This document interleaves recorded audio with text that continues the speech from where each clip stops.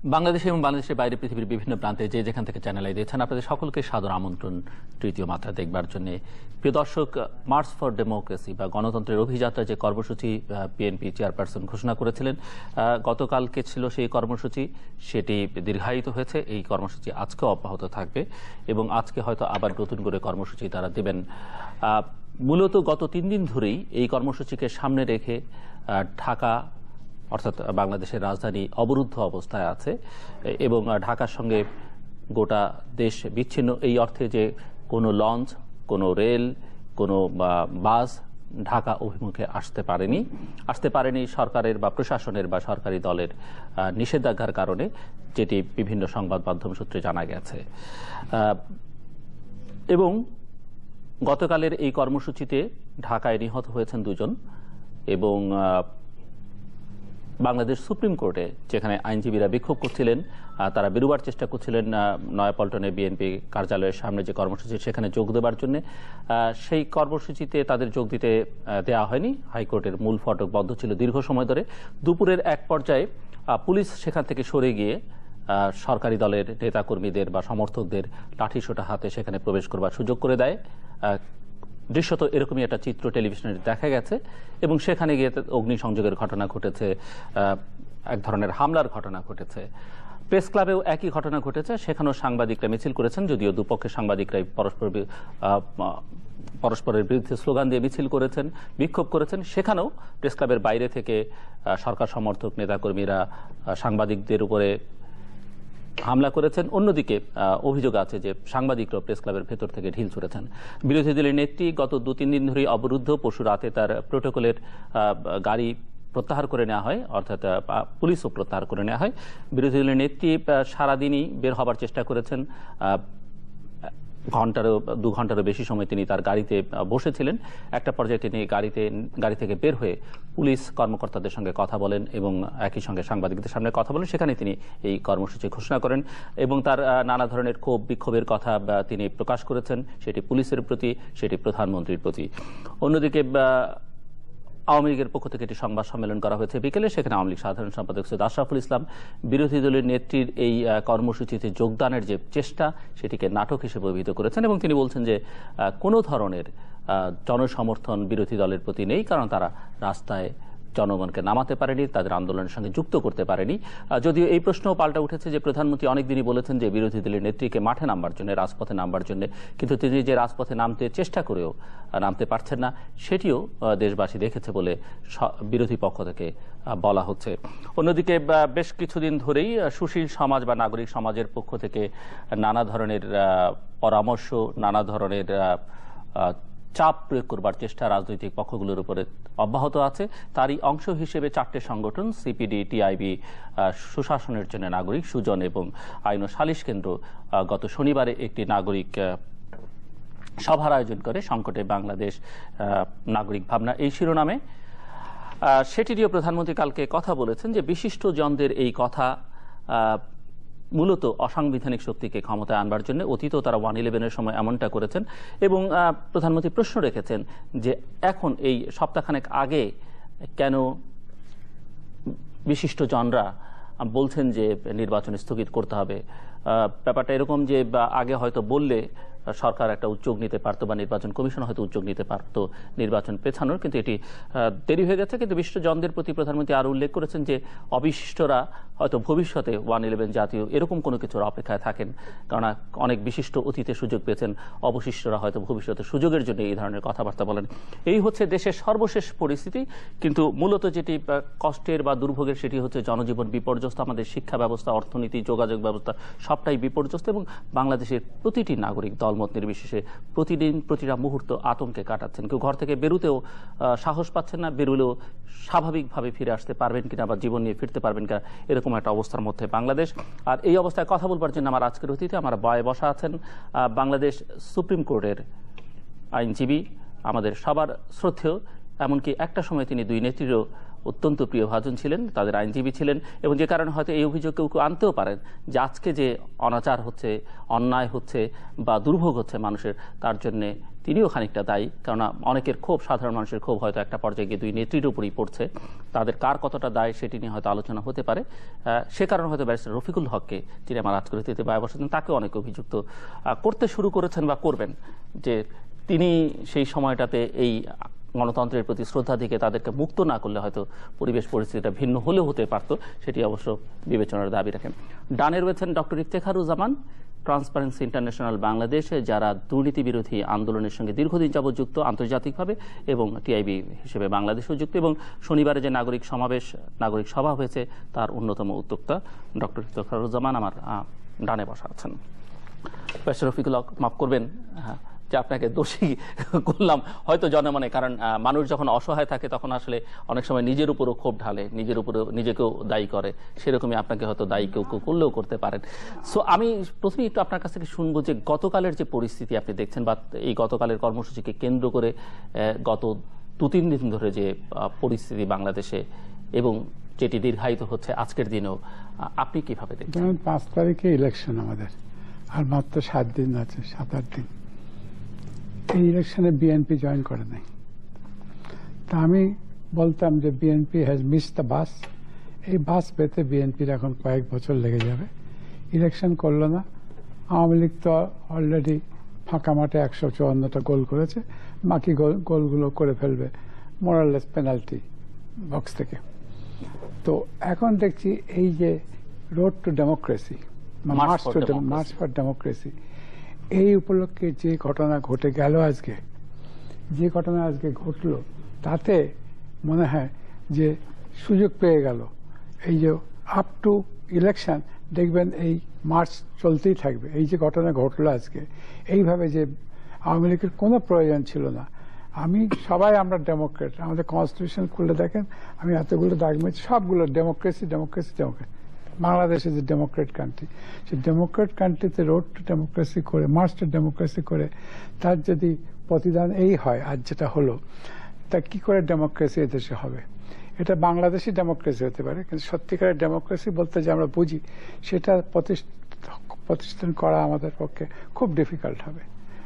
সেই জন্য আশা করি দুই নেত্রী, ওই একই কথা বলবো, দুই নেত্রী এবং প্রধানমন্ত্রী শেখ হাসিনা এবং বিরোধী দলের নেত্রী বেগম খালেদা, দুজনেরই বক্তব্য আপনি কালকে শুনেছেন। হ্যাঁ, শুনেছি। আপনার প্রতিক্রিয়া? একটিতে প্রধানমন্ত্রীর বক্তব্য, যেটি আপনাদেরকে বিশিষ্ট জনদের নিয়ে তিনি বলেছেন, অন্যদিকে বিরোধী দলের নেত্রী পুলিশের উদ্দেশ্যে বলেছেন, সাংবাদিকদের উদ্দেশ্যে বলেছেন, প্রধানমন্ত্রীকে উদ্দেশ্য করে কথা বলেছেন। প্রধানমন্ত্রী বলেছেন আজকে, যেটা আমাদের উদ্দেশ্য করে বলেছেন, যে এতদিন কোথায় ছিলে, এখন কেন এসছো? ভাবখানা যে আগে যদি বলতে, তাহলে আমরা ইলেকশন পেছাতাম। আর কি বলতে চেয়েছে, মিন করেছে জানি না। উনি কেন আমাকে একবার বলেছিলেন, উনি আবার কার খালু, মনে আছে বহুদিন আগে কি একটা ব্যাপারে। তো ওনার পক্ষে সবকিছু বলা সম্ভব। বেগম সাহেব সাধারণত এরকম রুক্ষ কথা বলেন না, উনি একটু ভদ্রভাবে কথা বলেন। তো যাই বলুক, দুই নেত্রী যে খেলছে আমাদের, তা এখন মনে হয় আল্লাহ এই দুই নেত্রীকে, কে যেন একটা কোন রিক্সাওয়ালা বলেছে, আল্লাহ মোনাজাত করি দুজনের স্বর্গের সবচেয়ে ভালো জায়গায় তুলে নিয়ে যায়। এই কোন কাগজে দেখলাম একটা রিক্সাওয়ালা মোনাজাত করছে যে ওদেরকে যেন স্বর্গের সবচেয়ে ভালো জায়গায় তুলে নিয়ে যায়, আমরা শান্তি পাই। তো আমি সে কথা বলছি না, দুজনে বেঁচে থাকুক, কিন্তু দুজনে মুক্তি দিয়ে ইয়াং জেনারেশনকে এখন দিয়ে দেওয়া ভালো। এরা এখন আর সম্ভব নয় এদের দিয়ে। ইয়াং জেনারেশন, সারা পৃথিবীতে দেখেন ইয়াং জেনারেশন, একটা ইয়াং জেনারেশন আসছে। এই ইয়াং জেনারেশন আসলে হয়তো চেঞ্জ হতে পারে। আর দুজনেরই তো আল্লাহর মর্জি সাকসেসর রয়েই গেছে, সুতরাং চিন্তা করার তো কিছু নাই। আসবো আপনার কাছে ডক্টর ইফতেখারুজ্জামান। পরিস্থিতিটা আমি আপনাদের নাগরিক সভার পর থেকে যে পরিস্থিতিটা, সেটিকে আপনি আপনার চোখে কিরকম, আপনি কেমন বুঝছেন? তারপর আমি একটু পেছনে যাবো। ধন্যবাদ। আপনি যে শুরুতে যে চিত্রটা তুলে ধরলেন, এটা তো আসলে এর মধ্যে আরেকটি চিত্র আমি যেটি যোগ করতে ভুলে গেছিলাম, যে এর মধ্যেই আবার আপনারা যখন সভা করছিলেন, তখন বাংলাদেশ আওয়ামী লীগ তার নির্বাচনী ইশতেহার আওয়ামী লীগ সভানেত্রী নিজে ঘোষণা করছিলেন। তো যে চিত্রটা আপনি তুলে ধরেন, আমরা যেটি দেখছি এবং গতকাল যেটি ঘটলো, এর আগেও আসলে গত প্রায় পুরো বছরটা এবং বিশেষ করে গত কয়েক সপ্তাহ যেটা হয়েছে, এটা আসলে কোনোভাবেই কোনো একটা গণতান্ত্রিক দেশের গণতান্ত্রিক আচরণের কোনো মাপকাঠিতে এটা পড়ে না। এটা পড়ে না, অবশ্যই এটা পড়ে না। এবং যেটা হচ্ছে যে আমি কালকে যে কথাটা আমাদের যে অনুষ্ঠানে যেটা করেছিলাম সেখানে একটি কথা বলেছিলাম যে আমার কাছে, আমি খুব এখনো বিশ্বাস করি যে আমরা একটা অন্ধকার জগতের মধ্যে ডুবে আছি, যেখানে আমাদের নেতা নেত্রীরা, আমাদের দুই নেত্রী বিশেষ করে, দেশবাসীর জনগণের কল্যাণের কথা বা গণতন্ত্রের ভবিষ্যৎ এটা নিয়ে মোটেই উৎকণ্ঠিত না, মানুষের আর্তনাদ শুনছেন না। এবং যে এই যে রক্তপাত এবং যে সহিংস একটা পরিস্থিতি সৃষ্টি এবং যে গণতন্ত্র কতখানি ঝুঁকির, এদিকে তারা দৃষ্টি দিচ্ছেন না, একটা অন্ধকার জগতে বাস করছেন। আবার আমরাও সাধারণ মানুষ, দেশের 16 কোটি মানুষ প্র্যাকটিক্যালি, তাদের দুজনের হাতে জিম্মি, গণতন্ত্র জিম্মি এই একটা। এবং সেখানে আমরাও কিন্তু কোনো দিশা নাই, আমরা কোন দিকে যাব কোনো দিক নির্দেশনা নাই। এবং সেটার কিন্তু একটা চূড়ান্ত রূপ আমরা গতকাল দেখতে পেয়েছি, যেটি অবশ্যই পরিহার করা যেত। এই ধরনের উত্তাপ এবং সহিংসতা বজায় থাকলে সেটা নিশ্চয়ই, যেহেতু এখানের মধ্যে একটা জিনিস পরিষ্কার, যেটা উভয় পক্ষ থেকেই কোনো না কোনো ভাবে এটার মধ্যে প্ররোচনার কারণে এই ঘটনাগুলো ঘটছে। আপনি যে বিবরণটা দিলেন সেখানে নিশ্চয়ই প্ল্যান ছিল। এবং আমরা বিরোধী দলের নেত্রী যে বক্তব্য, যে প্রেস কনফারেন্সে যে আহ্বানটা জানানো হয়েছিল, সেখানে বলা হয়েছিল রক্তক্ষয়ী আন্দোলনে যারা জড়িত আছেন তাদেরকে সংঘবদ্ধ হওয়ার জন্য। তার মধ্যে এই যে একটা রক্তপাতের একটা বিষয় আছে বা একটা উত্তাপের বিষয়টা, কিন্তু এটা দুদিক থেকেই মতো এক ধরনের পরিস্থিতি। তাহলে কি আমাদের ধরে নিতে হবে যে এই যে সংঘাত, এই যে সহিংসতা, এই যে অর্থনীতি, এই যে সমাজের উপরে যে ধরনের চাপটা সৃষ্টি হচ্ছে এবং গণতন্ত্রকে ঝুঁকির সম্মুখীন করা হচ্ছে, এর ফলে কি এটাকে ডেলিবারেটলি করা হচ্ছে? এর ফলে উভয় পক্ষেই কোনো না কোনো ভাবে সুবিধা অর্জন করতে যাচ্ছেন। আমার কাছে যেটা মনে হয় যে এক ধরনের অসুস্থ প্রতিযোগিতা আমাদের দুই নেত্রীর শীর্ষ পর্যায়ের মধ্যে, দুই দলের এবং জোটের। সেটা হচ্ছে যে মানে পরস্পরকে ঘায়াল করার জন্য নিজেকে যত বেশি বিব্রত করা যায়, নিজেকে যত বেশি বিব্রত করার, সেটা মানে পরে এমন একটা পর্যায়ে নিয়ে যাওয়া, যখন বাধ্য হয়ে বিব্রত চূড়ান্ত পর্যায়ে তখন পদত্যাগ করতে বাধ্য হওয়া বা স্থানটা ছেড়ে দেওয়া বাধ্য হয়। এই একটা জায়গা। আমার এখানে ক্ষমতা, সবকিছুর কেন্দ্রবিন্দু হচ্ছে ক্ষমতার রাজনীতি। ক্ষমতায় থাকতেই হবে অথবা ক্ষমতায় যেতেই হবে। কেন ক্ষমতায় থাকতে হবে, কেন ক্ষমতায় যেতে হবে, সেটার মধ্যে বিভিন্ন উপাদান আছে। কিন্তু অতি সম্প্রতি একটা অত্যন্ত উল্লেখযোগ্য উপাদান আমরা দেখতে পেয়েছি, সেটা হচ্ছে যে এটি নিয়ে বেশ ব্যাপক আলোচিত হয়েছে। সেটা হচ্ছে যে আপনার ক্ষমতায় থাকলে, জনপ্রতিনিধি হলে, এই প্রসঙ্গটা আমি আপনার কাছে পরে, এই যে সুবিধাটা অর্জন করা, গণতন্ত্র আসলে কোন গণতন্ত্র, গণতন্ত্রের কি সংজ্ঞা। আমি একটা ছোট্ট প্রশ্ন করে আমি ব্যারিস্টার হকের কাছে যাচ্ছি যে আপনারা যে নাগরিক সভা করলেন, নাগরিক ভাবনা সংকটে বাংলাদেশ এই শিরোনামে, সেটি নিয়ে আমি আরেকটু বিস্তারিত আলোচনা শুনবো। তার আগে জিজ্ঞাসা যে সেখানে একটি প্রশ্ন ওই অনুষ্ঠানের পরে অনেকেই করেছেন যে সেখানে সরকারি দলের, বিশেষ করে বাংলাদেশ আওয়ামী লীগের, যদি একজন মন্ত্রী ছিলেন তিনি ওয়ার্কার্স পার্টির নেতা রাশেদ খান মেনন, আওয়ামী লীগের কাউকে দেখা যায়নি। তার মানে আপনারা আওয়ামী লীগের বাইরে রেখে এরকম একটা আলোচনা করেছেন যেখানে বিএনপি নেতাদের দেখা গেছে। জি অবশ্যই। আমরা এটা আজকে গতকাল সংবাদ সম্মেলনে সরকার দলের মহাসচিব বোধহয় কথাটা বলেছেন যে আওয়ামী লীগের কাউকে ডাকা হয়নি, কথা বলেছে। এটা কিন্তু আসলে মোটেই ঠিক নয়। আমরা আমাদের পক্ষ থেকে, আয়োজকদের পক্ষ থেকে আমরা প্রত্যক্ষভাবে জনাব এইচ.টি. ইমাম সাহেবের সাথে কথা হয়েছে এবং তিনি অঙ্গীকার করেছিলেন যে তিনি আসবেন, কিন্তু পরবর্তীতে যে নির্বাচনী ইশতেহার ঘোষণা হবে সেই কারণে সেই যুক্তিতে তিনি আসেননি। এছাড়া প্রধানমন্ত্রীর যে উপদেষ্টা, মানে বলে যে কমিউনিকেশন উপদেষ্টা যে ইকবাল সোবহান চৌধুরী, তিনিও কথা দিয়েছিলেন, তিনি আসতে পারেননি। পরবর্তীতে প্রধানমন্ত্রীর আরেকজন উপদেষ্টা প্রফেসর গওহর রিজভী, তার সাথে অধ্যাপক রেহমান সুমন নিজে কথা বলেছেন। এছাড়া আরো 7 জন এমপিকে সরকার দিলের সংসদ সদস্য, চিফ হুইপ সহ, উপাধ্যক্ষ আব্দুল শহীদ সহ 7 জন এমপিকে,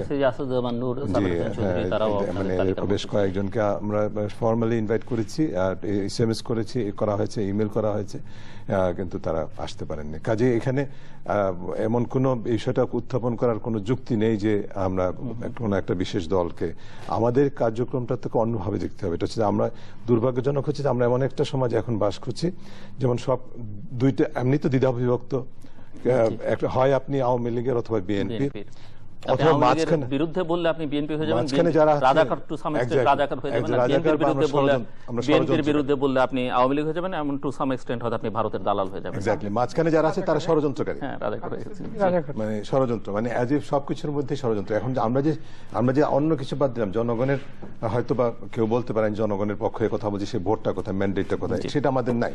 কিন্তু এক সাধারণ মানুষ হিসেবে তো আমরা উদ্বিগ্ন হতে পারি এবং সমাজের পরিবর্তনের জন্য আমরা আমাদের নেতৃবর্গের কাছে আমাদের দাবি করতে পারি। কনস্টিটিউশনাল, সাংবিধানিক রাইটস এন্ড রেসপন্সিবিলিটি দুইটাই, আমরা সেটা করবো না কেন?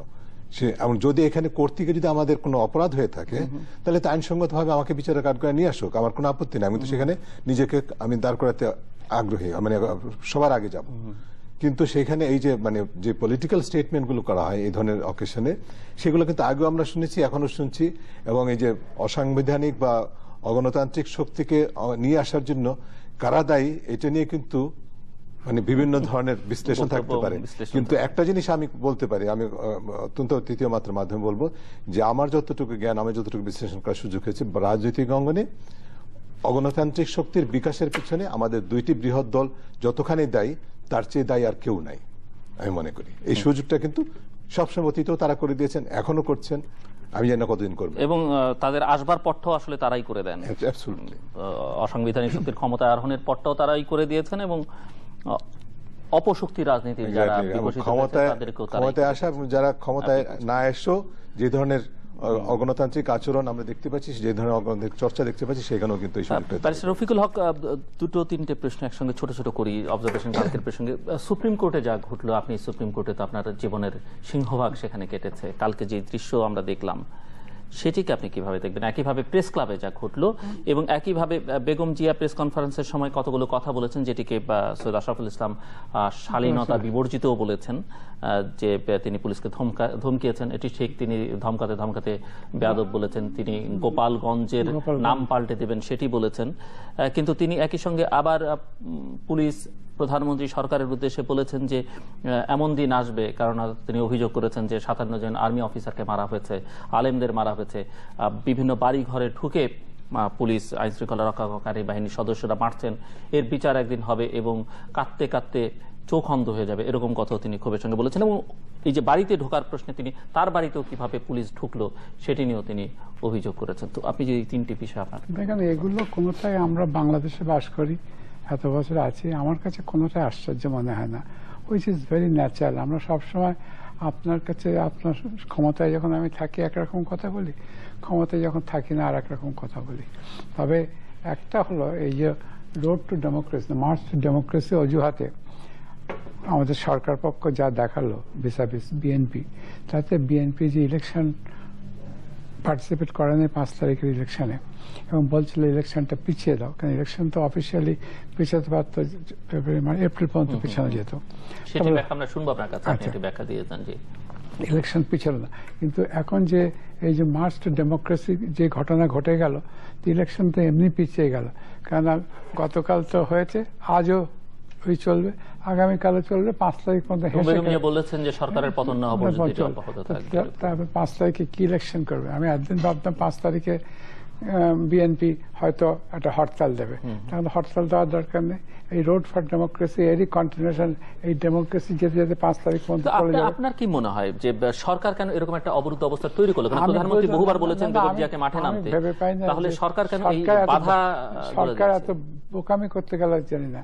আমি আমার জুনিয়র এই আপনার যে প্রশ্ন করে এই প্রশ্ন করছে, আমি দেখো কে কোথায় কে কাজ করছে তুমি জানো না, র বলে একটা জিনিস আছে জানো? না, তা বললাম। সিআইএ তাও জানে না, তাহলে তো এরা কি বসে থাকবে? আইএসআই, এদের কি কোনো কাজ নেই? এদের কিছু করতে হবে তো। এবং যারা করছে, যাদেরকে ইনস্টিগেট করছে, তারা নিজেরা কেউ জানবে না। আমার পিছনে যদি র থাকে, কেউ, আমি কিছুতেই জানবো না যে আমাকে কিভাবে। তো এখন এই দেশটাকে ডিস্টেবিলাইজ করার জন্য যত রকম চেষ্টা, সব রকম চলছে আমার মনে হয় ব্যক্তিগত। আর দ্বিতীয়ত মনে হয় আজকে গতকালের যে ঘটনা ঘটে গেল, তাতে খালেদা জিয়ার কপাল খুলে গেল। খালেদা জিয়া ওয়াজ ইনসিস্টিং যে 5 তারিখ ইলেকশন করতে দেবে না। আমি ভেবেছিলাম হয়তো তাকে একটা হরতাল টরতাল দিতে হবে। তা এখন তো এই রোড টু ডেমোক্রেসি যা ঘটনা গতকাল ঘটে গেল, এইতে কন্টিনিউ করবে, হেসে করে 5 তারিখ পর্যন্ত কন্টিনিউ করবে। 5 তারিখে কি ইলেকশন হবে আল্লাহ জানে। আরেকটি বিষয়, সরকারের দিক থেকে বেশ জোরে সোরে বলেন যে বিএনপি নেতারা মাঠে নামেন না। কালকে তো ইনাম আহমেদ চৌধুরী গ্রেফতার হয়েছেন, আরো অনেকে গ্রেফতার হয়েছেন, জেনারেল মাহবুবকে মাঠে দেখা গেছে। আজকে তো বলেছে যে কার ড্রেস পরে সুপ্রিম কোর্টে যেটি বলেছেন, যে সুপ্রিম কোর্টের ছাত্র দল, ছাত্র শিবিরের এদেরকে কালো কোট পরিয়ে নিয়ে গেছে।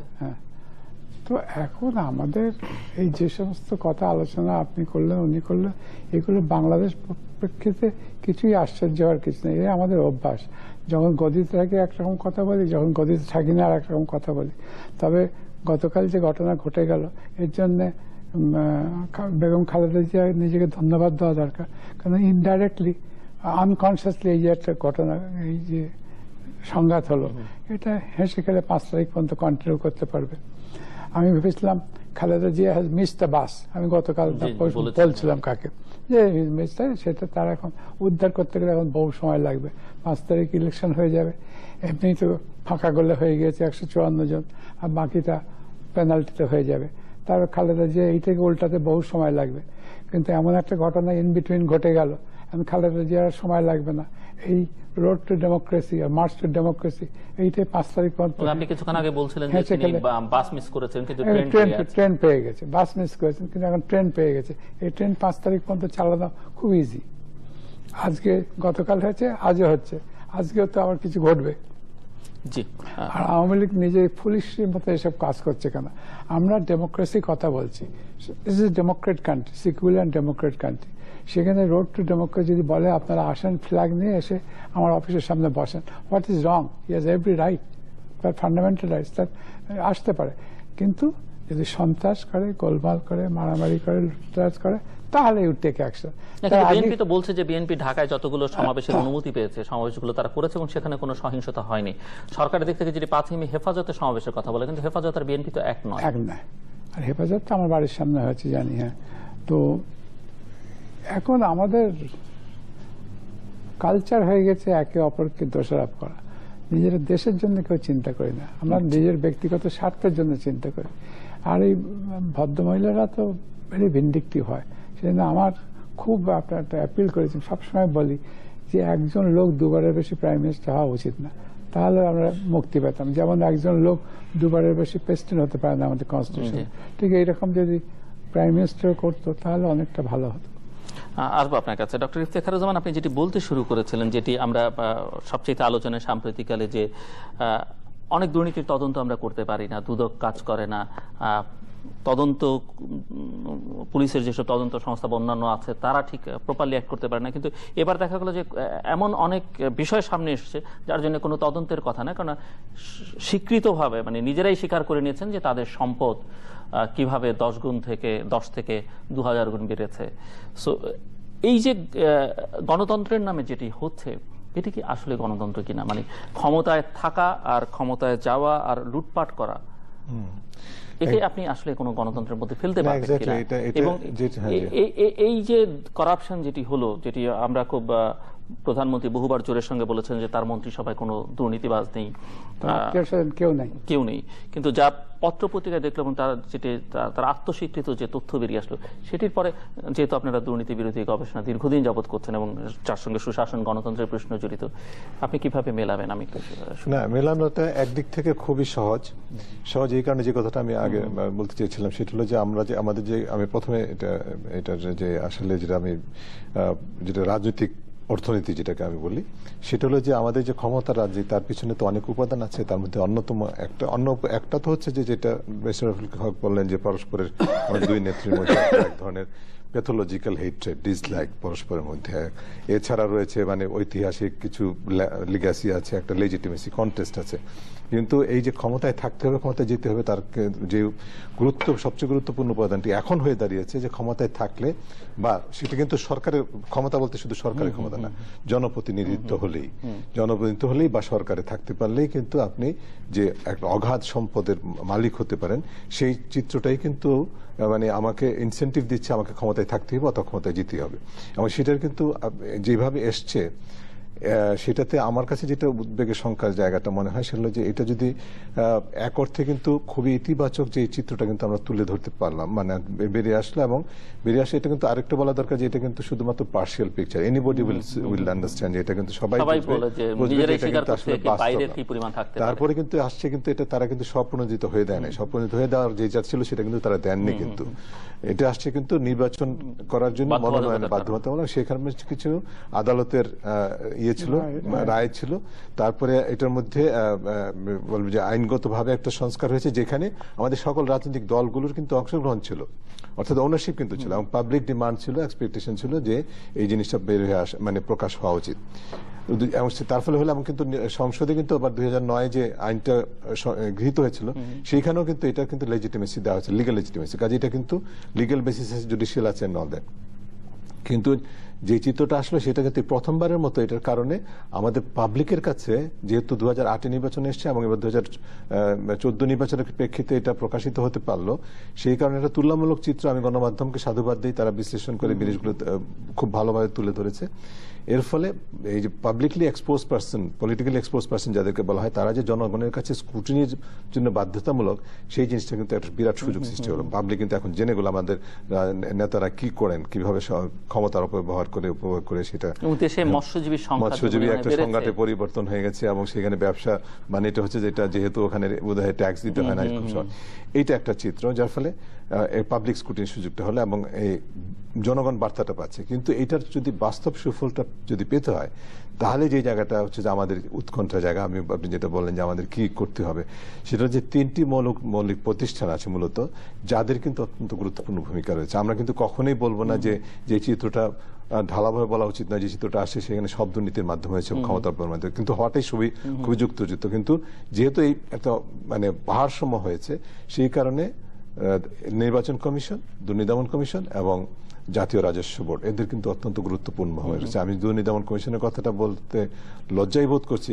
তারা কিন্তু প্রাথমিক প্রক্রিয়া বলেছিল যে নির্বাচনী পরিবেশ নষ্ট হয়ে যেতে পারে, সেই কারণে দুর্নীতি দমন কমিশন এই ব্যাপারে কোনো পদক্ষেপ নিতে চায় না। এটা কিন্তু তাদের নিজস্ব আইনেরই কিন্তু বরখেলাপ, কারণ তাদের আইনে এই অপরাধটাকে, নির্বাচনের সঙ্গে তো দুদকের কোনো সম্পর্ক নেই, এবং এই অপরাধটা কিন্তু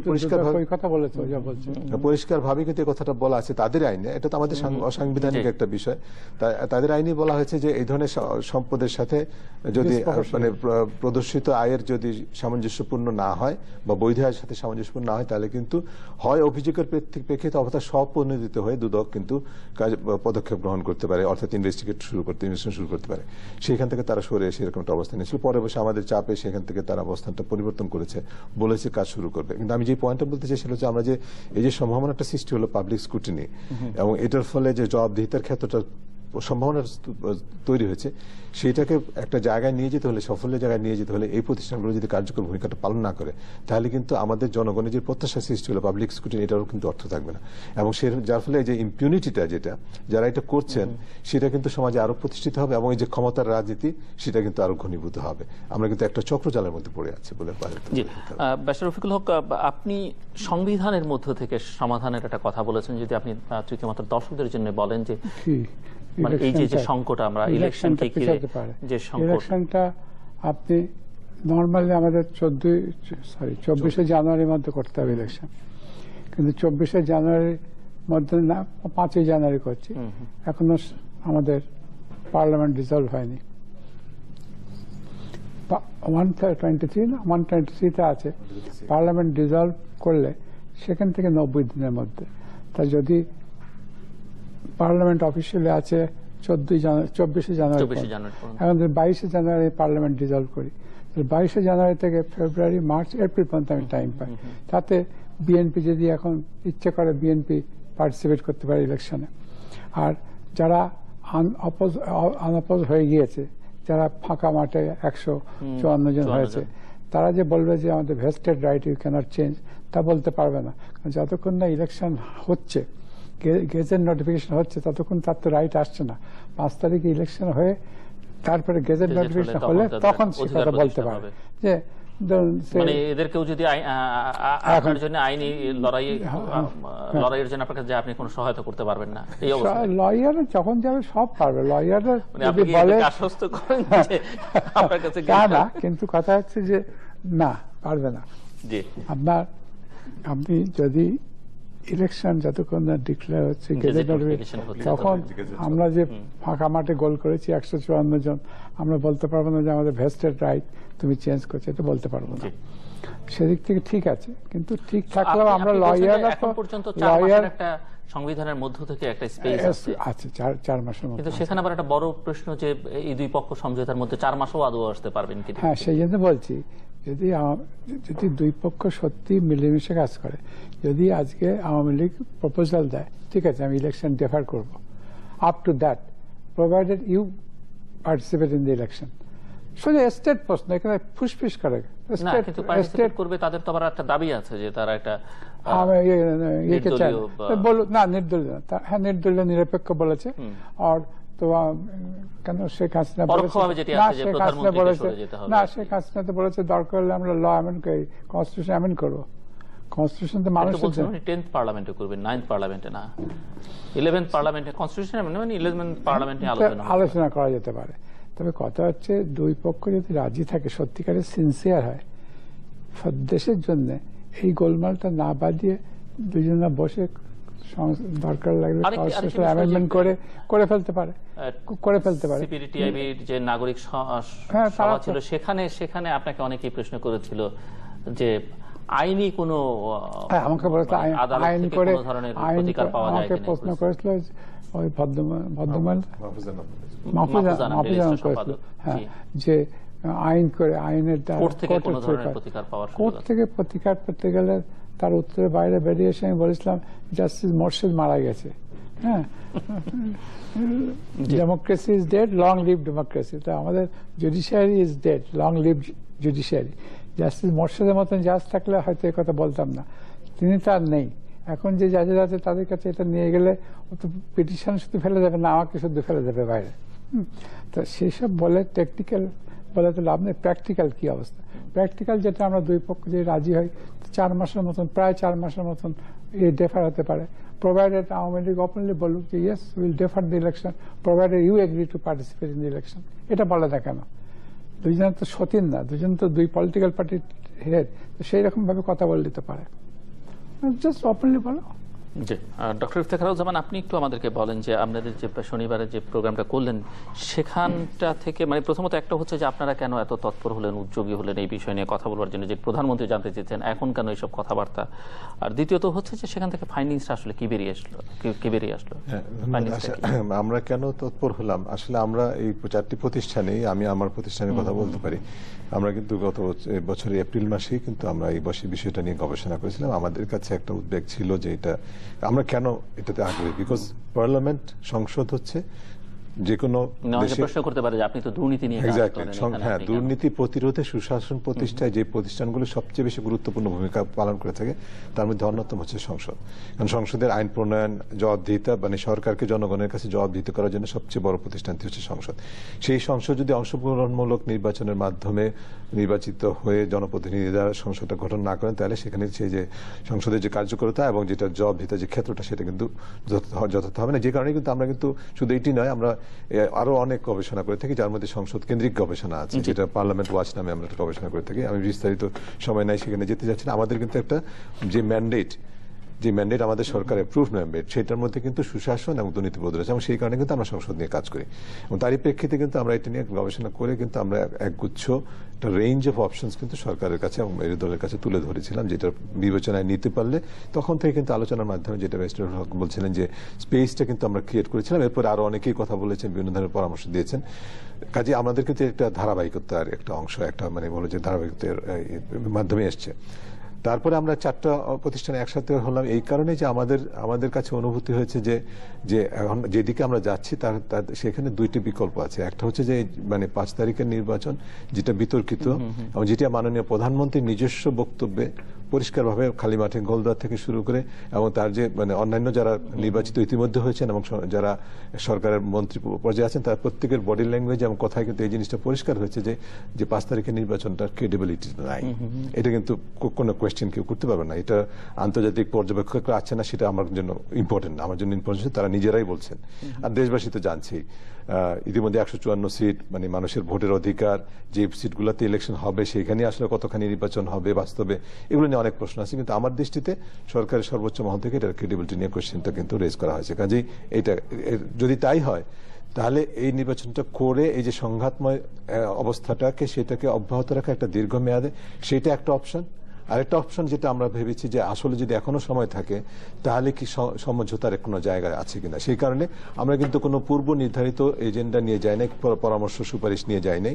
আমরা এই যে যারা মিস্টার রফিকুলের মতো যে সমস্ত প্রায় 60 জন অংশগ্রহণ করেছেন, প্রায় 200-র মতো এখানে উপস্থিতি ছিল, তাদের যে অভিমতগুলো তার উপর ভিত্তি করে আমরা ভেবেছিলাম যে এখনো ভাবছি যে আমরা এটা সরকারের কাছে এবং বিরোধী দলের কাছে একটা চাহিদা সৃষ্টি করা জনগণের পক্ষে, কারণ আমাদের একটা দায়বদ্ধতা আছে। আমরা কিন্তু এর ফলে কিন্তু ধরে নিচ্ছি না এর ফলে সমাধানটা আমরা করে দেব। এই দায়বদ্ধতার জায়গা থেকে আমরা একটা দায়িত্ব, আমাদের সামাজিক নাগরিক হিসাবে যে দায়িত্ব, সেটার বোধ থেকে আমরা এটা করেছি। এবং সেখানে মূল বিষয়টা যেটা আপনি বললেন, আমাদের যেটা বেরিয়ে আসছে সেটা কিন্তু আমি আগে বলেছি আমরা কিন্তু ডিজাইন করি নাই, আলোচনায় যেটা বেরিয়ে আসে সেটা হচ্ছে যে বিরোধী দল বা জোটের যে বলবো যে সহিংস যে তৎপরতা বা আন্দোলন, সেটা থেকে সরে আসতে হবে, সরে এসে আলোচনার জন্য প্রস্তুত হতে হবে। এবং সেখানে বিশেষ করে যে অগণতান্ত্রিক শক্তির বিকাশ, জামাতের সাথে বিরোধী দলের যে যোগসাজশ, সেটা সম্পর্কে অবস্থানটা পরিষ্কার করে আলোচনার পরিবেশ সৃষ্টি করতে হবে।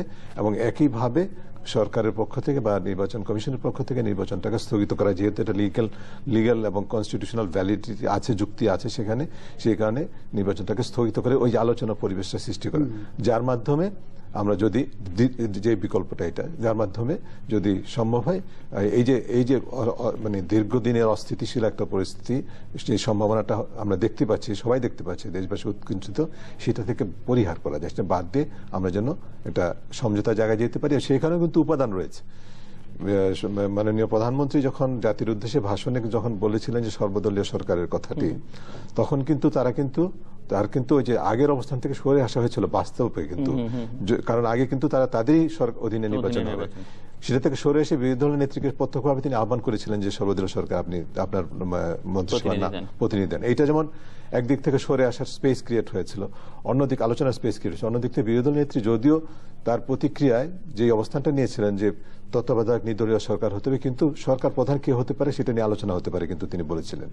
অর্থাৎ আমার দৃষ্টিতে কিন্তু যেটা আমরা যদি আসলে বাস্তবে যদি সদিচ্ছাটা থাকে, এই যে টেবিলে কিন্তু দুইটা অলরেডি কিন্তু স্টার্টিং পয়েন্ট আছে ফর নেগোসিয়েশন, কিন্তু পরবর্তীতে অবশ্যই অনেকগুলো সেই পর্যায়ে থেকে আর আমরা অনেক সরে এসেছি, এখানে অনেক বেশি সংঘাত, শক্তির প্রদর্শন ইতিমধ্যে সবকিছুই খোলাটে করে ফেলেছে, কিন্তু ফিরে যাওয়া কি সম্ভব নয়? আমরা কি দেশবাসীর কাছে যে চিত্রটা তুলেছি, দেশবাসীকে এই সংঘাতের মধ্যে ঠেলে দিয়ে জনজীবন বিপর্যস্ত, ফর দ্য ফার্স্ট টাইম এই গত 2 দশকেরও বেশি সময়ের মধ্যে আমাদের জাতীয় প্রবৃদ্ধির হার 5% নেমে চলে যাবে, যেটা গত 20 বছরে হয়নি। এটা কি আমাদের দুই নেত্রী অ্যালাউ করতে পারে? আমাদের এই যে সংস্কৃতি, পরে রাজনৈতিক সংস্কৃতিটা হচ্ছে, এটা বিশ্বের কাছে, জাতির কাছে এবং বিশ্বের কাছে আমরা প্রমাণ করছি যে আমাদের কি উপাদান গণতান্ত্রিক চর্চার জন্য বর্জনীয়, এটাই কিন্তু প্রমাণ করছি আমরা। কিন্তু এটার কি দরকার ছিল আমাদের? এই যে অনুভূতি থেকে কিন্তু আমরা মনে করেছি যে একটা স্পেস ক্রিয়েট করা, এখানে যদি তারা গ্রহণ করেন ভালো, গ্রহণ না করলে সেই প্রথম যে অপশনটা সেখানে তারা থাকবেন, দেশবাসীকে তার ব্যয়ভার বহন করতে হবে। কারণ আমি দুঃখের সাথে বলতে হয় যে এটার যে বোঝাটা এখনো পর্যন্ত কিন্তু আমরা দেখি না যে আমাদের যারা শীর্ষ পর্যায়ে নেতৃত্বরা থাকেন তারা কিন্তু বহন করেন না খুব একটা, বোঝাটা কিন্তু আমাদের সাধারণ মানুষকে বইতে হয়।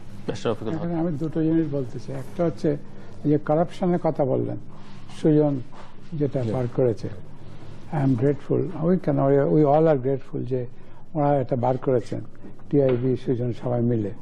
কারাপশনের সঙ্গে এসে যাচ্ছে ফিশ কালচার, আমি ঠাট্টা করে বলি, কেন কারাপশনের উত্তরে সবাই বলছে আমি ফিশ কালচার থেকে টাকা পেয়েছি। তা আমার মনে হয় আমার তো পুকুর আছে, ওদের পুকুর আছে কিনা জানি না, আমিও ফিশ কালচার শুরু করে দিই। ওনারা হয়তো অন্য কারোটা দেখে ঠেকে দিয়েছেন। যাক, কিন্তু একটা কথা দেখেন, ফাইন্যান্স মিনিস্টার একটা খুব গুরুত্বপূর্ণ কথা বলেছেন, সরকারে যারা থাকে, পাওয়ারে যারা থাকে, তারা কিছু প্রিভিলেজ পাবেই, এরকম কিছু টাকা বানায়। বাট পরক্ষণে বলেছে যে আমি এনবিআরকে বলবো টু চেক, আমি বেট লাগাতে পারি যে কোনো এনবিআর কারোর সাবধানে কোনো আওয়ামী লীগের কোনো এমপিকে বলবে যে তুমি এত টাকা 100 গুণ, 200 গুণ, 300 গুণ, 400 গুণ দেখাচ্ছ, কোথায় পেলে এই টাকা? কখনো বলবে না। এনবিআর 2000-এর বেশি, 2000 কত একজন বলে বেড়েছে। তবে এইসব দেখে মনে হলো ফিশ কালচারই হচ্ছে বেস্ট কালচার, এই সমস্ত বাদ দিয়ে, ওকালতি বাদ দিয়ে ওই করলে হয়। ঠিক ঠাট্টা করে বললাম, কিন্তু ম্যাটারটা সিরিয়াস এই জন্যে যে দেশে এই দুরবস্থা যাচ্ছে। ওর যা বললো, এখন যদি দুই নেত্রী ইচ্ছে করে, দুই পার্টি ইচ্ছে করে, এই যে রোড টু ডেমোক্রেসি যে হয়েছে, এটা চালিয়ে দিয়ে 5 তারিখ পর্যন্ত হেসে খেলে বিরোধী দল নেত্রী চালিয়ে যাবে, ইলেকশনকে পোস্টপোন করে দেবে। তার চেয়ে তার আগে ভলেন্টারি এগ্রি করে ইলেকশনটা 3 মাস পোস্টপোন করে। একটি প্রশ্ন অনেকেই করবেন, আপনি যেহেতু সংবিধান ধরে আছেন এবং খুলেও খানিকটা আছেন, যে সরকারের এর বাইরে কি করবার আছে, যেটি সরকারের দিক থেকে বলার চেষ্টা করা হয়েছে, ইলেকশন করা ছাড়া তো কোনো উপায় নেই। এটি সাংবিধানিকভাবে তারা ইলেকশন করছেন এবং সব সাংবিধানিক প্রক্রিয়া মেনেই তারা করছেন। বিরোধী দল না আসলে কাউকে তো জোর করে আনা যাবে না। ইলেকশন তো 5 তারিখে, তো আজকে তো দেরি আছে 5-7 দিন। আমি বলছি এখন যদি তারা বলে যে ইলেকশনটা ডেফার করে দেবো, কিন্তু তারা বলছেন তারা কেন ডেফার করবেন? যদি বলে না তা না, আমি বলতে আমি ডেফার করতে রাজি আছি। এত লোকে ক্রিটিসাইজ করছে, এত আমরা নাগরিক সভা করছি, সবকিছু করছি, লেট বিএনপি সে যে yes they will participate in the election, openly বলুক। বিএনপি যদি রেসপন্স না করে, you proceed with election on 5th। আর যদি তা না করে, তাহলে বিএনপি তো এখন তো প্রিভিলেজ পজিশনে আছে। রোড টু ডেমোক্রেসি যে ঘটনা, মার্চ ফর ডেমোক্রেসি যে ঘটনা ঘটে গেল, এই ঘটনাকে হেসে খেলে 5 তারিখ পর্যন্ত চালিয়ে দেবে, এই ট্রেন চালিয়ে দেবে 5 তারিখ। কিন্তু তাতে আমাদের ক্ষতি হবে, আমাদের বোঝাটা আসলে আমাদের সাধারণ মানুষকে বহন করতে হচ্ছে। সেই তো বলছি, 300 কোটি টাকা খরচা ইলেকশন, 300 কোটি টাকা, মানে অর্ধেক হয়ে গেছে বলে, অর্ধেক হয়ে গেছে বলে 300 কোটি টাকা খরচা। চিন্তা করে দেখেন, কার, আমার টাকা আপনার টাকাতে যাচ্ছে। সেই জন্য বলছি সব কথা ছেড়ে ছেড়ে দিয়ে দুই নেত্রী একটু সমঝোতায় আসুক, ওই একই কথা, সমঝোতায় আসুক, ইলেকশনটা ডেফার হয়ে যাক এবং বিএনপিকে যদি বিএনপি রাজি থাকে ইলেকশনে আসতে, ডেফার করে দেন। রাজি না থাকলে দরকার নেই, রাজি থাকতে ডেফার করে দেন, করে একটা ভালো election, fruitful election, meaningful election একটা করেন, যাতে সবাই এটাকে অ্যাকসেপ্ট করতে পারে। আর ওই যে বলছেন ওই যে ফাঁকা মাঠে যে গোল করেছে 154, সেটা আমাদের কনস্টিটিউশনে পারে না, কারণ কনস্টিটিউশন ক্লিয়ারলি বলছে যে parliament shall consist of 300 members to be elected in accordance with law from single territorial constituency by direct election. Direct election, কিন্তু যদি কোনো প্রার্থী না পাওয়া যায়, ভাই আপনার তো ল তো বলেছে, ঠিক আছে, ডাইরেক্ট ইলেকশন তো বলেছে, এইরকম যে একজনই থাকুক প্রার্থী, সবাই তাকে ভোট দিতে যাক, দেয় কি দেয় না। সবচেয়ে আপনার মতন ভালো ক্যান্ডিডেট পায় সবাইকে, কিন্তু ইলেকশন, এখানে আরেকটা প্রশ্ন আছে, আপনারা দুজনই বলবেন যে ইলেকশন যে হবে এটি করার যার দায়িত্ব, যেটি সরকারের থেকে বরাবর বলা হচ্ছে যে নির্বাচন কমিশনকে আমরা শক্তিশালী করি, ইলেকশন কমিশনের রোলটা এই ইলেকশনকে সামনে রেখে বা এই ইলেকশন কেন্দ্রিক যেটি, সেটি কি, কারণ আপনাদের ওই সভায় অনেকে বলেছিলেন যে এই ইলেকশন কমিশনকে পুনর্গঠন করতে হবে বা পুনর্বিন্যাস করতে হবে, আপনার অবজারভেশন? এক্স্যাক্টলি, ইলেকশন কমিশনে আমরাও কাজ করি, আগেও করেছি, এবং আমাদের অত্যন্ত দুর্ভাগ্য যে এবারের যে ইলেকশন কমিশনটা এখন যে ভূমিকাটা তারা নিয়েছে শুরু থেকে তুলনামূলকভাবে অতটা পরিষ্কার হয় না, কিন্তু আস্তে আস্তে যে জিনিসটা পরিষ্কার হয়েছে, এটা সম্পূর্ণভাবে যে কারণে হোক নিজেদেরকে সরকারের একটা বি টিমের ভূমিকা তারা উপস্থাপন করেছে, এবং বিভিন্ন অত্যন্ত অযৌক্তিকভাবে নিজেদের যে ক্যাপাসিটি, যে সমস্ত আইনের বলে আছে, আইনের প্রভিশনে বলে আছে, সেগুলোকে কর্তন করার জন্য তারা প্রস্তাব করেছে, যেগুলো মানে জনগণের মানে আমাদের মতো প্রতিষ্ঠান বা সকলের দাবির প্রেক্ষিতে তারা সেটা থেকে সরে আসছে। যদিও বিভিন্ন উপাদান আছে যেগুলো আমি হয়তো বিস্তারিত বলার প্রয়োজন নেই, কিন্তু শেষ পর্যায়ে এসে এমনভাবে ভূমিকাটা নিচ্ছে, আমাদের চোখের সামনে কিন্তু প্যারালাল আরেকটা ঘটনা ঘটছে থাইল্যান্ডের নির্বাচন কমিশন কিন্তু অত্যন্ত পরিষ্কারভাবে বলে দিয়েছে, তারা মনে করছে এটা একটা গ্রহণযোগ্য নির্বাচন হবে না, তারা সেটা করতে চায় না। আমরা এমন একটা পর্যায়ে নির্বাচন কমিশনকে নিজেদেরকে তুলে নিয়ে আসছে যেখানে কিন্তু এই সুযোগটা তাদের এখনো মানে ছিল, যে তারা কিন্তু এই দৃঢ় অবস্থানটা নিতে পারতো, মানুষের কাছে একটা ক্রেডিবিলিটি উপস্থাপন করার জন্য, একটা সুযোগ নেওয়ার জন্য, সেটা কিন্তু তারা করে না, করতে ব্যর্থ হয়েছে। অথচ আমি জন্য বলছি দুর্ভাগ্য, কারণ এর আগের যে কমিশনটি ছিল অনেক প্রতিকূলতার মধ্যে, যদিও এটা নিয়ে অনেক বিতর্ক আছে, তারাও বিতর্কিত দু একটি ক্ষেত্রে রোল প্লে করেছিল, বিএনপিকে ইয়ে করার জন্য নেতৃত্ব নিয়ে যে কোন্দলটা, সেখানে তার একটা উপাদান প্লে করেছিল, কিন্তু সার্বিকভাবে এই জিনিসটা প্রতিষ্ঠা হয়েছে। আমাদের বাংলাদেশে গত এই পর্যন্ত যতগুলো নির্বাচন কমিশন ছিল তার মধ্যে একটা ভালো একটা দৃষ্টান্ত তারা স্থাপন করেছিল। আমাদের প্রত্যাশা ছিল জনগণের প্রত্যাশা যাতে এই ধারাবাহিকতা অব্যাহত থাকবে, কিন্তু সেই জায়গাটা তারা টোটালি ব্যর্থ হয়েছে, এবং সেখানে যেটা করছেন এখন শুধুমাত্র এই যেটা আনুষ্ঠানিকতার জন্য নির্বাচন করতে হবে সেইটার সাথে, যেটা আমি আগে বলেছি, সরকারের একটা সহায়ক শক্তি হিসাবে তারা কিন্তু ভূমিকাটা পালন করছেন একটা বি টিমের মতো করে, যেটি থেকে তারা সরে আসতে পারতো। আর কেন নির্বাচন, যেটা আপনি ইতিমধ্যে কথার সাথে যেটা বলতে ডিফার কেন করতে হবে এই কারণে, বা করতে পারেন, করার কথা বিবেচনা করতে পারেন, করতে হবে আমি বলবো না, এই কারণে যে দুটো জিনিস, একটা হলো যে ইতিমধ্যে যেটা বলা হয়েছে যে সরকারের পক্ষ থেকে কিন্তু নির্বাচনটা ক্রেডিবল না, এটা কিন্তু বিভিন্নভাবে বলা হচ্ছে, অফিসিয়ালি বলা হচ্ছে অলমোস্ট। দ্বিতীয়ত যে এখন যে গত শনিবার দিনই যে ইশতেহারটা প্রকাশিত হয়েছে, ইশতেহার নিয়ে আমি আলোচনা করতে চাই না, কারণ এটা কিন্তু আনুষ্ঠানিকতার ইশতেহার, এটা নিয়ে মন্তব্য করাটাও বিব্রত। তারাও মাত্র 7 দিন আগে দিয়েছে, 7 দিনে, যেটা একটা দৃষ্টান্ত, একটা again record, all kinds of records আমরা সেট আপ করছি। ওই যে আমাদের সবচেয়ে বড় জাতীয় পতাকাতে যেরকম একটা রেকর্ড, এর পাশাপাশি 154 জন এটাও একটা গিনেস রেকর্ডে যেতে পারে। আবার এখানে এটাও একটা রেকর্ড। তো সেইখানেও কিন্তু সরকারের অত্যন্ত দায়িত্বশীল অবস্থান থেকে মাননীয় অর্থমন্ত্রী বলেছেন যে এটা হচ্ছে আনুষ্ঠানিকতার, এবং এখানে এটা এবার 10ম সংসদের জন্য না, এটা মূলত পরের সংসদের জন্য। তাই যদি হয় তাহলে এই আনুষ্ঠানিকতার প্রয়োজনটা কোথায়? 300 কোটি টাকা, 400 কোটি টাকা বা জনগণের টাকা তো অবশ্যই জনগণের উপর বোঝা, কিন্তু এই যে এটার ফলে জনগণের উপর যে অস্বস্তি এবং যে বোঝাটা এবং অর্থনীতির উপরে যে চাপটা পড়ছে, সেটি হয়তো আগামী কয়েক মাসে সেটি কভার করা বা বছর কভার করা সমাজের এমন কোনো অংশ নাই, শিক্ষা থেকে শুরু করে স্বাস্থ্য, একটা প্রজন্ম যেটা স্কুলে যায়, যারা মানে নিম্ন শ্রেণীতে পড়ে, তাদের মধ্যে কিন্তু এই মানসিকতায় সৃষ্টি করে দেওয়া হচ্ছে যে আমাদের দেশের রাজনীতি মানেই হচ্ছে সংঘাত, সহিংসতা। এরা বুঝতে পারে না যে কেন তাদের স্কুল যে বন্ধ, এটা কেন স্কুল কর্তৃপক্ষ নির্ধারণ করতে পারে না, এটা কেন হরতাল নির্ধারণ করবে। এই জিনিসটা কিন্তু আপনি একটা বাচ্চাকে বোঝাতে পারবেন না। এই জিনিসটা যে হচ্ছে, এগুলো কিন্তু আমাদের রাজনীতি এত বেশি। স্কুল খোলাকালীন সময় প্রতিদিন রাতে সেলফোন চেক করতে হয় যে স্কুল কালকে খোলা থাকবে কিনা, কোনো মেসেজ আসছে কিনা। এইটা তো আমাদের রাজনৈতিক সংস্কৃতির মধ্যে মানে একবারে মানে বদ্ধমূল হয়ে হিসেবে প্রতিষ্ঠিত হচ্ছে।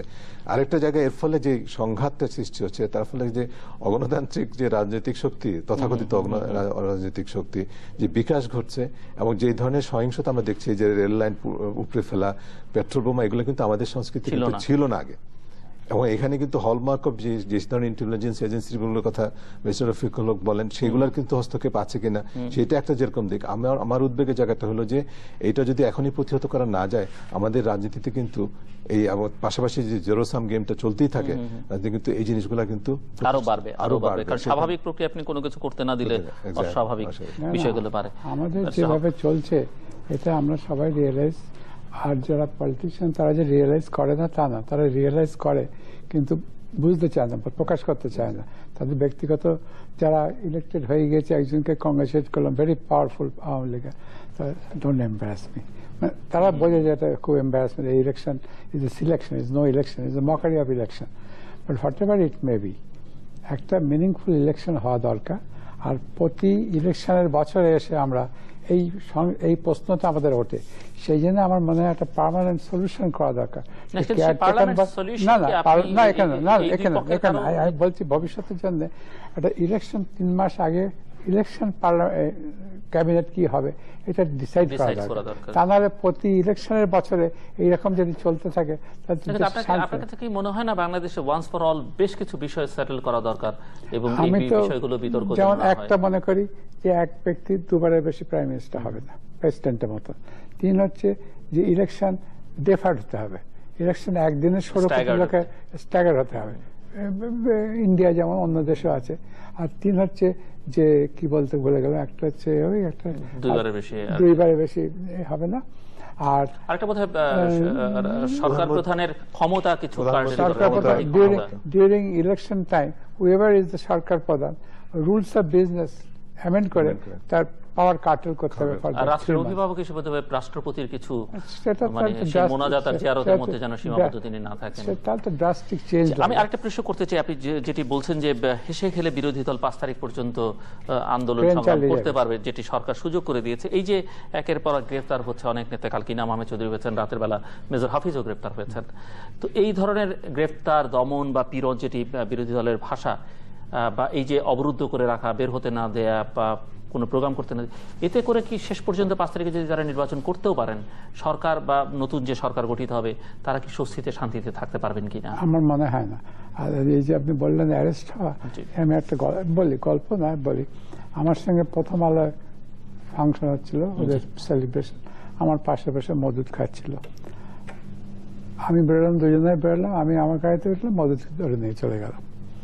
আবার ওই জাপানিজ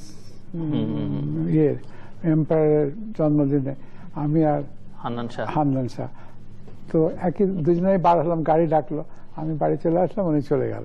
আমি বলে ভাই পলিটিশিয়ানদের বলে তোরা আমার সঙ্গে ডিনার মেলা লাঞ্চ ফাঞ্চ করিস না, খুব রিস্কি ব্যাপার।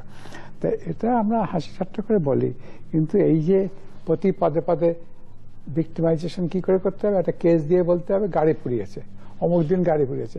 এই যে খোকনের খোকন এর বেলের সব ব্যবস্থা করেছি আওয়ালের, ওমা আজকে এসে বলছে না ওকে তো শোন অ্যারেস্ট, মিন্টু আওয়ালকে শোন অ্যারেস্ট কবে, মে মাসে কবে নাকি গাড়ি পুড়িয়েছে, এখানে শোন অ্যারেস্ট দেখিয়েছে। আচ্ছা আওয়াল মিন্টু গাড়ি পোড়াতে যাবে? আব্দুর রহমান মিন্টু গাড়ি পোড়াতে কেন যাবে? সে পলিটিশিয়ান না। তো এইরকম ভাবে যদি হ্যারাস করেন in the name of case, আর এই কেসটাকে ইনস্ট্রুমেন্ট হিসেবে করছে for harassment, for political ends, for political purpose, এই কোর্টটাকে ইউটিলাইজ করা হচ্ছে। আর কোর্টও বুঝি না, এই যে পদে পদে রিমান্ডে দেয়, রিমান্ড কি, রিমান্ডের জাজমেন্ট, হামিদ সাহেব একটা জাজমেন্ট আছে জাস্টিস হামিদের, ডিটেলস বলেছে রিমান্ড হবে না, হলে কি হবে কি হবে, কেউ কোনো শোনে না, কিচ্ছু হয় না, হয়েই চলেছে। তবে অ্যাটর্নি জেনারেল ল অফিসার আছে, তারাও তো গিয়ে বলা দরকার না প্রোটেস্ট রিমান্ডে হবে না। রিমান্ডে কেন হবে? আমি কি চোর না ডাকা? আসছি আপনার কাছে ডক্টর ইফতেখারুজ্জামান, শেষের দিকে আমরা 2 মিনিট আপনার কনক্লুডিং রিমার্কস। যে আমি যেটা এই পয়েন্টের সাথে অ্যাড করি, যে যেগুলো মৌলিক বিষয়ের মধ্যে যেগুলো বলা হলো তার সাথে আমি এটা যোগ করতে চাই দুইটা জিনিস। একটা হচ্ছে যে আমাদের ভোটিং প্যাটার্নটাকে চেঞ্জ করতে হবে, আনুপাতিক হারে ভোটের বিষয়টা কিন্তু আমি মনে করি যে খুবই গুরুত্বপূর্ণ, যেটা প্রপোর্শনাল সিস্টেম, সেটা পৃথিবীর দেশ খুব ভালো কাজ করে, সেটা হতে হবে। তারপরে নির্বাচনের সময় যে জোটবদ্ধ হয়ে নির্বাচন না করে জোট রাজনীতি বন্ধ করতে হবে। তারপরে যদি নির্বাচনের পরে জোট করুক, সেখানে কিন্তু আবার পৃথিবীর বিভিন্ন দেশে আছে সেটা। এছাড়া যেটা সংসদ বর্জনের রাজনীতিটা আইন করে বন্ধ করতে হবে, তা নাহলে কিন্তু এটার এই সংসদের কার্যকরতা আমরা পাবো না। আর যেখানে লাস্টে যেটা আমি বলতে চাই, আসলে এই যে চিত্রটা যেটা আমরা দেখছি, এটা অত্যন্ত বলবো যে উদ্বেগের জায়গা, এই কারণে যে আপনি যে চিত্রটা দেখলেন যে বিরোধী দলের নেতাদেরকে যেভাবে হয়রানি করা হয়, এটা কিন্তু আজকে নতুন না, আগেও ছিল, কিন্তু একটা পর্যায়ে এমন একটা চূড়ান্ত জায়গায় চলে আসছে যে একদিক থেকে জেতার ফলে যে প্রিমিয়ামটা, মুনাফা, সেটা যেরকম বাড়ছে, হারার ফলে ঝুঁকিটাও কিন্তু গগনচুম্বী হয়ে যাচ্ছে। যে কারণে এটাকে কেন্দ্র করে কিন্তু হচ্ছে আসলে ক্ষমতার রাজনীতিটা, আমাকে ক্ষমতায় থাকতে হবে, বিকল্প অন্য কিছু নেই। এর থেকে বেরিয়ে আসতে গেলে কিন্তু আমাদের আনফরচুনেটলি আমরা বিদেশিদের তৎপরতা দেখেছি, বিভিন্ন ধরনের diplomacy behind the scene, of the scene যে দেখেছি, আমাদের সাধারণ মানুষের অনেক কথাই বলা হয়েছে। যারা বিদেশিরা যেটা বলেছে তার চেয়ে অনেক মূল্যবান কথা আমাদের দেশবাসী সাধারণ মানুষই বলতে পারে। সবকিছুর ঊর্ধ্বে হলো আমাদের 16 কোটি মানুষ 2 জন মানুষের কাছে এক অর্থে জিম্মি হয়ে আছে, এবং এই যে সংঘাত গণতন্ত্রের নামে যে আপনার ক্ষমতার রাজনীতি, এটার ফলে গণতন্ত্র এবং সাধারণ জনগণ আসলে বলির পাঠা। কাজেই সেই অর্থে কিন্তু আমি মনে করি যে দুই নেত্রীকেই হাতেই সমাধান আছে, তাদের হাতে সামর্থ্য আছে, রেসপন্সিবিলিটি আছে, তারাই কিন্তু আলোচনার মাধ্যমে এই সমাধানগুলো বের করতে পারে, স্বল্প মেয়াদে, এট দ্য সেম টাইম দীর্ঘমেয়াদে। আমি আর কি বলবো, আপনাকে ধন্যবাদ এই জন্য যে আপনার অজুহাতে আমরা দুজন অনেক কথা বললাম, এগুলো যদি নেত্রীদের কানে যায়, একটুও যদি পৌঁছায়, তাহলে হয়তো আমরা দুজনে খুশি হব। এটা বিকজ অফ ইউ, আপনি দেখেছেন বলেই আমরা বলার সুযোগ পেলাম, তা নাহলে আমরা রাস্তাঘাটে চেঁচালে কে শুনবে কার কথা? আপনার দুই নেত্রী ন্যাশনাল জনসাধারণ তো শুনবে, দেখবে, তারা জানবে যে এই আমাদের অভিমত, এবং সেই মতন আশা করি দুই নেত্রীও বিহেভ করবে ভবিষ্যতে। দর্শক, আমরা অনুষ্ঠানের শেষ প্রান্তে তৃতীয় মাত্রার সম্পর্কে আপনারা লিখতে পারেন ডাক, ইমেল, SMS এর মাধ্যমে, ইন্টারনেটের আমাদের অফিসিয়াল ওয়েবসাইট অথবা সোশ্যাল নেটওয়ার্কগুলোতে যেসব পেজ রয়েছে সেই সব পেজে আপনারা আপনাদের মতামত রাখতে পারেন।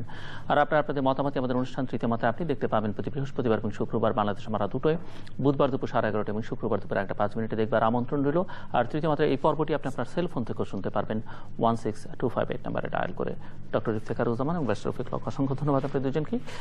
দর্শক মন্ডলী, দেশের চিত্রটা আমার দুই অতিথি চিত্রায়িত করবার চেষ্টা করেছেন, এবং ওনারা বলছেন যে বাংলাদেশ এক অন্ধকার জগতে ঢুকে অলরেডি গেছে, এবং একটা সম্ভাবনাময় বাংলাদেশ কিভাবে চরম ঝুঁকির মধ্যে আছে, এবং সেটি ধীরে ধীরে এটি ব্যর্থ বা অকার্যকর রাষ্ট্র হবার দিকে এগিয়ে যাচ্ছে। এবং পরিস্থিতিটা কারা তৈরি করছেন সেটিও ওনাদের কথায় মোটামুটিভাবে স্পষ্ট। সেটি হচ্ছে যে গণতন্ত্র দুটো প্রধান দলের এবং দুই নেত্রীর কাছে জিম্মি, এবং দুই দলের একটি অসুস্থ প্রতিযোগিতার বলি হচ্ছে প্রতিদিন বাংলাদেশের সাধারণ নিরীহ মানুষ, যেটি অগ্নিদগ্ধা গীতা সেন উচ্চারণ করেছেন যে এই অসুস্থ রাজনীতি থেকে বাংলাদেশ মুক্তি চায়। এবং যে নাগরিক সভার কথা আমরা উল্লেখ করলাম, যেটির সঙ্গে টিআইবি, সিপিডি, আইন ও সালিশ কেন্দ্র এবং সুজন জড়িত, সেখানে আওয়ামী লীগ সমর্থক একজন পেশাজীবী এটি কথা বলেছিলেন একজন রিকশাওয়ালাকে উদ্ধৃত করে, যেটি ব্যারিস্টার রফিকুল হক খানিকটা বলেছিলেন, যে সেটিও এরকম যে তিনি পরামর্শ দিচ্ছিলেন যে এইভাবে আন্দোলন করে বা সভা করে আসলে কিছু হবে না, যেটি করতে হবে তার মতে, একজন রিকশাওয়ালার মতে, যে সবাইকে একটা দীর্ঘ সেজদায় যেতে হবে রাজপথে নেমে, এবং সেজদায় গিয়ে সৃষ্টিকর্তার কাছে প্রার্থনা করতে হবে যে হে সৃষ্টিকর্তা, তুমি এই দুই নেত্রীকে বেহেশতের সবচেয়ে ভালো জায়গায় রাখো। অর্থ হচ্ছে যে এদের থেকে আমাদেরকে মুক্তি দাও, যেটি আমরা কেউই চাই না। আমরা গণতন্ত্র চাই, গণতন্ত্রকে শক্তিশালী করতে চাই, এবং দুই নেত্রীর প্রতি শতক্ষোভ বঞ্চনা সত্ত্বেও মানুষ কিন্তু বারবার তাদেরকে সমর্থন দিয়েছে, তাদের পাশে দাঁড়িয়েছে। ব্যারিস্টার রফিকুল হক আজকে অনেক ক্ষোভের কথা বলেছিলেন, কিন্তু দলীয় আইনজীবীদের সেই সময়তে পাওয়া যায়নি।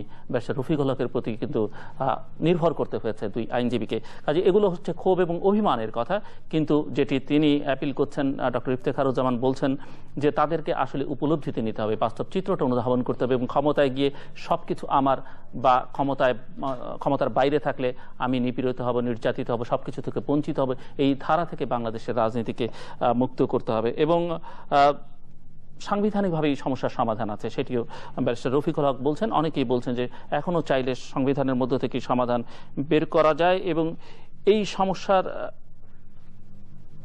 সবচেয়ে বড় ভুক্তভোগী হচ্ছে বাংলাদেশের মানুষ।